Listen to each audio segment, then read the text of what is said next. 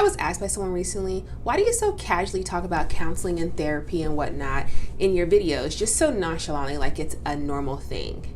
So that got me to thinking, is it not normal? And she was like, well, I mean, people of color don't really do that. And I was like, clutch my pearls, they don't?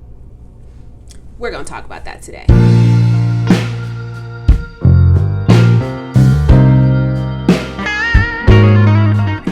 Hey wife, hey, it's Wife Strut Wednesday. So I'm gonna explain to you why I, one, didn't used to like counseling and how I actually felt about it initially and why.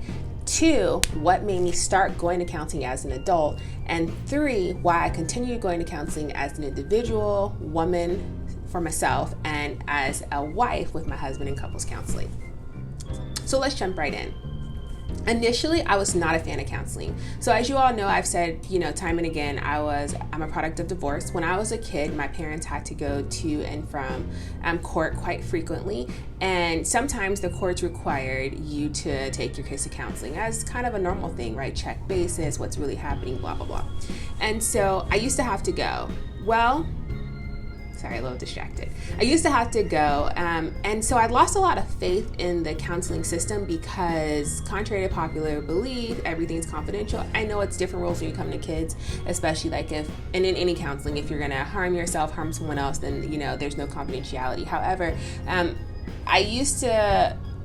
I figured that at some point the counselors, they would say, oh, you can talk to them about whatever, but then later on it would be brought up in the household, and I felt that then I was punished or there were repercussions for being honest. And so I was like, well, what does it matter if I go tell someone something that I think is my truth if I'm gonna go home and be punished for it? So the heck with counseling. And it's amazing how when you're a kid, things that happen kind of stick with you along the way, and that was definitely the fact for me. So I hated counseling, and that was like early years, 5, 6, 7, whatever. And then I also think that there were some things that were like, oh, make sure you talk about this. So then I kind of felt like it was a little bit like scripted, and I don't know, I just totally lost faith in the system. And I honestly felt like that till I was in my late 20s. So let's talk about why I began going as an adult. I was just kind of going through the rigmarole of life, and I felt like I was doing the same thing, just going through the motions, like not really excited or fulfilled with my life, just kind of living it because I was supposed to, right? So I finished undergrad, gone to grad school, had a job, working several jobs, and I was like, there's got to be more to life than this. Like, this is it, literally. I had gone through like an awful breakup, and then, I was away from my family, and I just felt like I needed to keep moving. And then I kind of realized that like, I'm not actually living in life, I'm just existing. And like, that cannot be what we're here for. So I was like, what I'm dealing with, or what I'm going through is kind of just, this can't be it. And if I'm spinning my wheels, then like that, maybe I should try something different. Also, I was raised, like kind of thinking that like life is going to be hard, there are going to be struggles, you'll cope and deal, right? My mom used to tell me all the time, like, you cry like a woman, you lay across your bed and you let your pillow have it, and when you get up, you're done, right? So like I had this cry like a woman thing down. I also was told like by several people, what do you need to go to counseling for when you can go and look in a mirror and talk to yourself and ask yourself all the questions, well, how does that make you feel? And it's like, I was really adamant about not going to counseling. It's just gonna be like, how does that make you feel? Like, where are we getting? Let's not talk about my feelings, right? And I was very much raised to like, we don't feel in life, we deal with life, right? So this whole crying like a woman and just dealing with life and, still wasn't getting me anywhere. So I was like, okay, well, we've tried those things. And the reality is when you stand in the mirror and you talk to yourself and you ask yourself the hard questions or whatever, when it stops feeling good, you stop answering. When it stops feeling good, you stop asking and you stop answering the questions. And sometimes you just need another third party that's non-biased to step in and hear and help you hear the things that you've said and reframing what that means. So I began going to counseling as an adult because I was like, I gotta try something. Counseling as an adult was freaking hard, and it did not feel good. And I had to pay out of my own pocket, right? And why? Because like, this was years and years ago, but mental health, it's still kind of taboo and something that we don't want to talk about as people. Like, it's this thing that means something's wrong with you, and like, you can keep acting like nothing's wrong with you and see how that works out in life. And not necessarily like wrong with you, but like, we're people that are constantly evolving, right? And if we think that we're going to stay the same and we can make sense of like all the change as it's happening, sometimes I think we wake up and it's just like, holy crap, how did I get here, right? So I think it's good to check in. So now let's talk about why I continue counseling as an individual and as a wife. So I already talked about like the fact that we evolve as people, and I totally believe that. And I think sometimes I really use counseling as maintenance checkpoints. Like, I don't want to wait until I have all this stuff to trudge through. And I know that we're always going to have things and stuff to trudge through, right? Because as we evolve as people, sometimes it's still connected to foundations. We have to figure out what happened in the past that makes us naturally respond or react in this way versus that way, or what are some new methods that we'd be interested in trying and thinking of, or what have you. So that's one of the reasons I go for myself as an individual. Also, like, it's really important, and it's one of the things that I feel I totally lack, and I'm sure I'm not alone, that like when things get hard, like the first thing I stop doing is taking care of me. Right? When I'm trying to make sure that everything else is being juggled, I stop looking at like, what is it that I need? So I think it's really important to do that, and counseling helps me stay on track with it. Also, that whole crying across the pillow, I still do that whenever I need to, but that don't help me solve my problem. I get up and it's still there. I just cried it out. It's good for the soul, but what is that doing, right? And the whole thing about asking questions, sometimes I don't want to ask myself the hard questions, and I definitely don't want to hear the answers. And sometimes when I ask the questions and hear the answers, I still don't have a resolution or a next step. So I do it for that. And also, like, that whole taking care of self, there is this me that has to be maintained, right? And there's this me that I have to live with myself, and I want to like me, right? But then when we're talking about this me identity that's connected to another soul, which would be my husband, right? I have to take care of me, because there's a me and our we.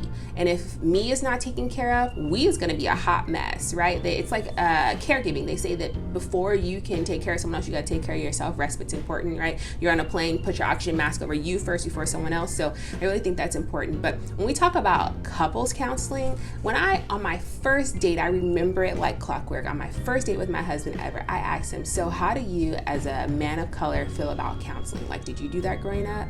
And if you didn't, like, do you feel like you'd be down with it as an adult? And what about within a relationship? Because I really feel that, like, a lot of times we're raised, I know I was raised, and I've seen it in many of people I know, where like your counseling is like the Hail Mary pass. Like, you have to have a reason. Like, someone died, you're having a hard time dealing with it, or you're gonna get a divorce and you need to say that you tried everything you could. That's pretty much the things, like something super tangible, or like back up to say like, well, I did everything I could do. Well, now that it's at the worst and I'm ready to walk and everything's gonna go to hell in a handbasket, or like the court said you had to. So I just didn't want that to be my relationship, and I needed to know that like he was down and okay with it. So we began counseling. Like, the first time ever together was for the Stay Together Texas before we got married. My husband had said he was down with it, but also they helped pay for your marriage license, so that was a bonus. But it was a 1-day, 8-hour workshop, so that was the beginning of it. And then we continued counseling through there, and then we also did simultaneous counseling with our minister who was going to marry us through their process. So we did dual counseling at the same time. And I know some people think like, girl, that's crazy, that's a lot of counseling. And maybe for some people, but it wasn't like back to back to back. It was for like 6 months, but I just had like, I want to hear the biblical and what God says, you know, the role of husband and wife is and how that plays out in your marriage, because that's important. But I also needed to know tangibly day to day, like, don't say, look in the Bible, just pray for your husband. I need practical, like, how I not choke him today? Like, how do we deal with these everyday life things while we're waiting and praying for the other things? So that's why we went to dual counseling, because we wanted the practical perspective and then what God says in marriage. So we've been doing counseling for a long time. After we got married, I like to use counseling as like a checkpoint, like I said before, same thing for myself. So we kind of do like a check-in between 6 months to a year. And so then we'll do counseling for like 3 months and then off for 6 months to a year. So it's not ridiculous and invasive, but I just think it's really important to, like, we're going through a lot of changes, like first married, like transition from like our independent identities to like identities together, and then like everybody else opinions of that and like how that impacts them and whatnot and how you cope and, you know, all these transitions. And then layoffs and like new jobs and changing careers, and like there's just all this stuff that sometimes it's really helpful to have a second party that's unbiased to help you go through it. And make sense of your stuff and your life and what's next. You know, it's just like, I think it's being super proactive. And then sometimes other things come up that you weren't anticipating. So checkpoints are really good in my opinion, because it's just that, a checkpoint, right? Pulse check, if you will.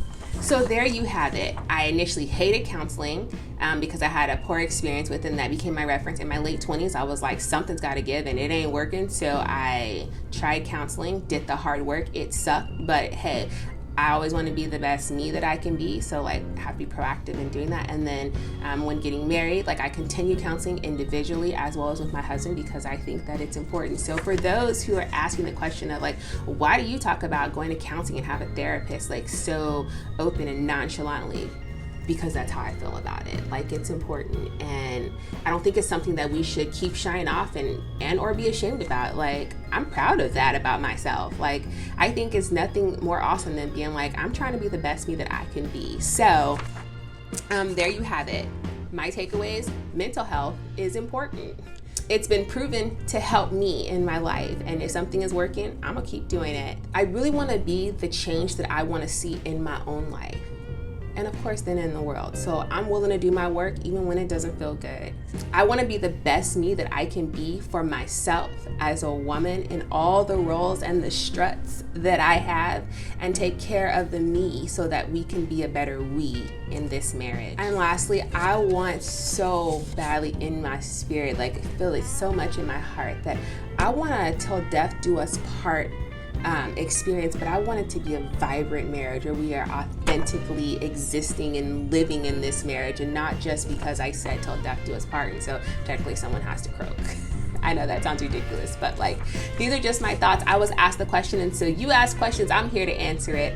Hope that gives some insight. If counseling is something that you have tried and you believe in and you found success from, please share below. Have you experienced good things for yourself and or in your marriage? If it's something that you had an awful experience with, share if you like what it was, and or would you consider trying again. And once again, like I said, therapy, sometimes it's not just about the therapy, it's about the therapist. I wasn't gonna work real well with just someone who just had nothing, and like, oh, how does that make you feel? You know, so sometimes it's a process finding a therapist, but you want one that pushes you and that has the homework and makes you do the work, and it'll tell you honestly even when it doesn't feel good, because the reality is feeling good, even though that might be a big goal, that ain't necessarily helping you in the process of life. So share with me in the comments. I'll talk to y'all next week. Keep it wifing like we do. It's Wife Strut Wednesday. It's Wife Strut Wednesday.